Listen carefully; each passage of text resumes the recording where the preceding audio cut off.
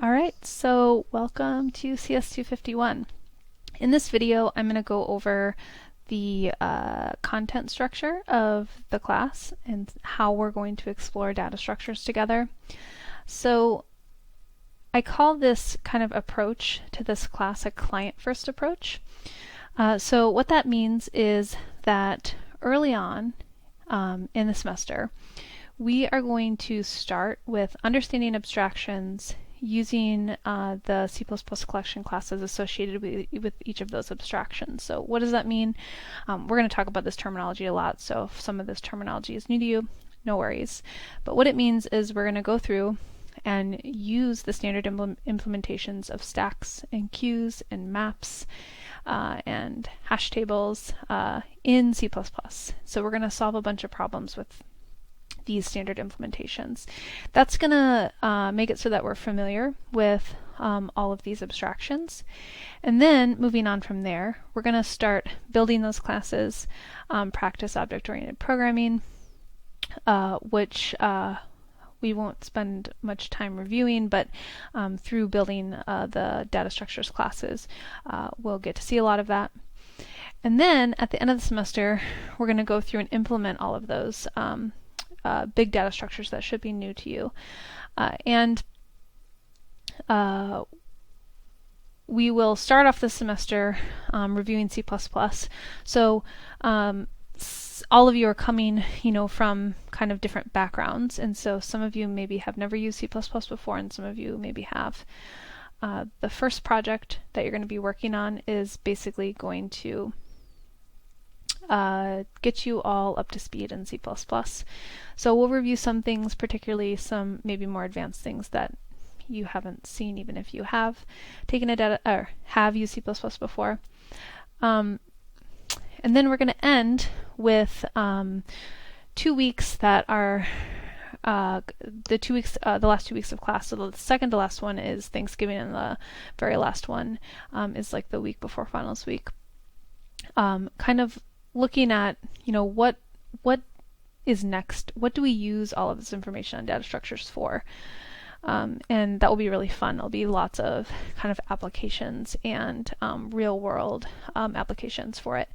Some of this is because I want to make sure that there's enough time for you to use everything you learned on some of the last projects that you're going to be working on. And some of it is just like the way that the schedule works itself out for. Okay. So is this class right for you? So this class is coming in with 2 prereqs and a co-req.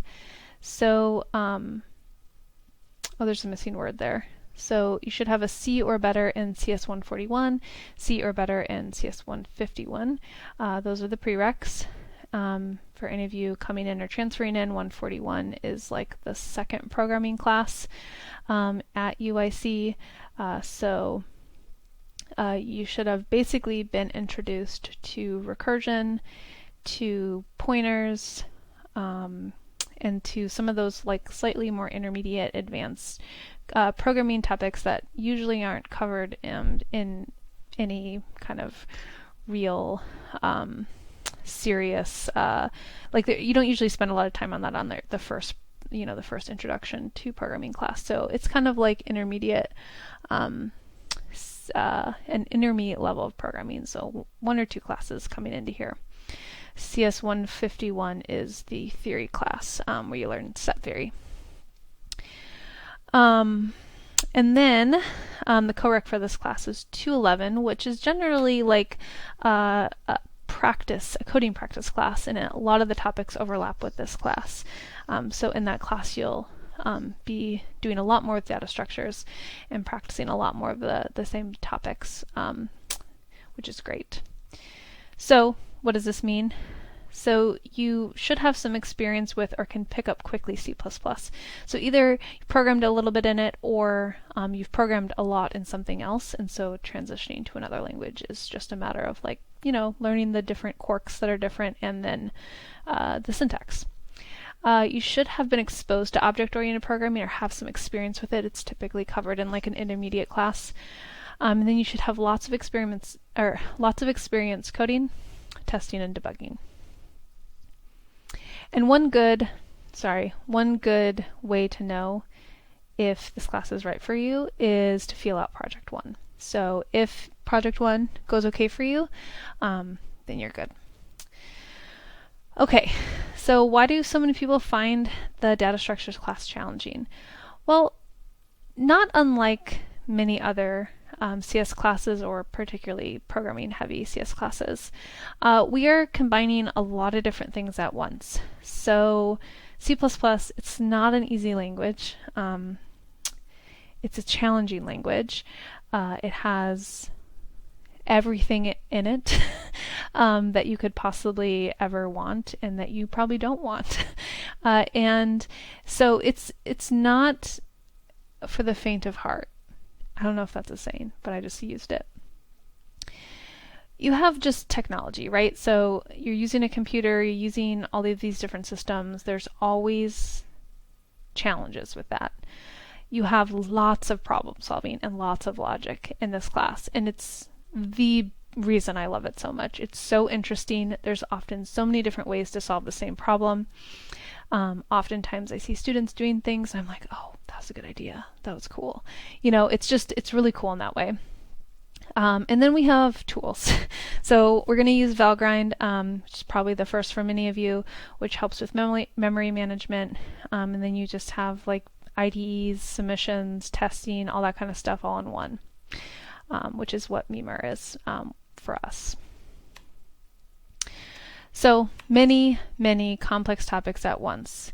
C++, classes, once you start doing all of this class writing, you have constructors, you have new keywords that you've never used before, new meaning new to you, but also the new keyword, the keyword this.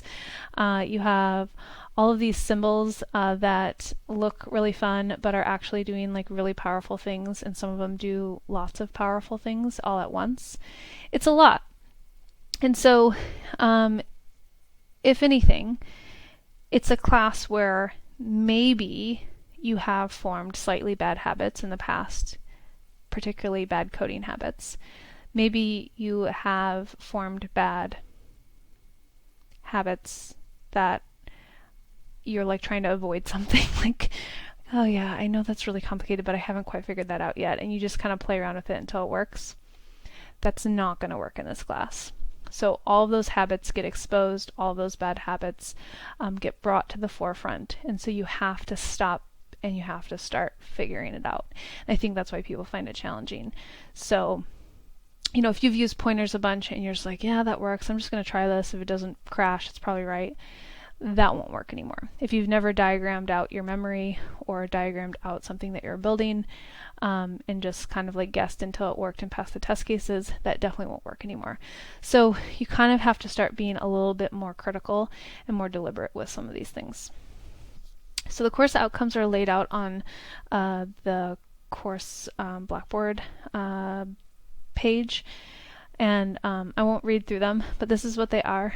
One of the things that's nice about forcing us to go on Blackboard is that now all the course outcomes are linked to our weekly objectives. So when you go into any of the weekly content, you can see how they come back to meet these course outcomes. But a big part about this course is data structure design and implementation, and a big part of that is runtime efficiency. So you'll see that coming up all the time. And so there's this nice balance in this class of lots of really cool programming, but also lots of really cool analysis that you have to do in order to make the cool programs. So if you're nervous about this course, which I know many of you are, and many of you have reached out to me about it, these are my tips for how to be successful in this class, and really any class. The first thing is to work independently as much as possible. So the best way to understand this material is to figure out all the different details yourself. Now, with that being said, there's also a balance to that. So it doesn't do anyone good to spend 10 hours looking for a bug because you're stubborn and you want to find it and you don't want anyone else to find it. So it's also important to know when and how to ask for help in the class. So finding this balance of struggling and struggling enough that you've learned a lot and you've gotten a lot out of it, and maybe in the cases where it doesn't, you don't figure it out soon enough, you have left time to check in with someone and be like, okay, what's my problem here, and explain the situation and explain everything you've tried. Writing small amounts of code and testing that code often. One of the things we see a lot of students coming in is getting really excited, starting a project, having the whole code written, and then running it, and there's literally thousands of errors. The test cases are set up to test your code incrementally. On the first project, the first step is getting all the data loaded in, and there's a test case to check if you did that correctly. So instead of writing all the code and never running it, you have this natural way of running it, testing it on your own, printing a bunch of stuff out, comparing with the specs, and then testing officially with the test cases. You're going to have to, and I mentioned this already, you're going to have to visualize the stuff that you're doing in this class. So there's no way around it. If you don't have diagrams for some of the codes that we're writing, it would be literally impossible for anyone to believe that it would work or that you wrote it. So you should always have notes next to you. You should always have lots of scratch paper because it's inherent in the design. Memory is a huge part of this class. Whether or not you've used C++ before, doing data structure design, you are controlling the memory. It's like the nature of it, right? So if you don't know what you're doing with the memory, there's no way the computer is. And so you are 100% responsible for it now. So all of that pointer stuff has to be figured out. Definitely work on managing your time, and that's going to be particularly important for this semester being online. You have 2 weeks to work on your projects. You need to start them early so that you leave time for all of the things that you run into along the way. It's just part of the nature of coding. Anyone who codes last minute has had very stressful moments in their life. Believe in yourself. So I don't believe this course is some gatekeeper into the CS discipline. That's not what it's for, and it's not even cool. Each of you are here because you want to be, and we want you to be, and it's a really, really, really cool topic. It is by far my favorite topic, and the thing that got me hooked. I was like, when I took this class, I was like, oh, this is cool.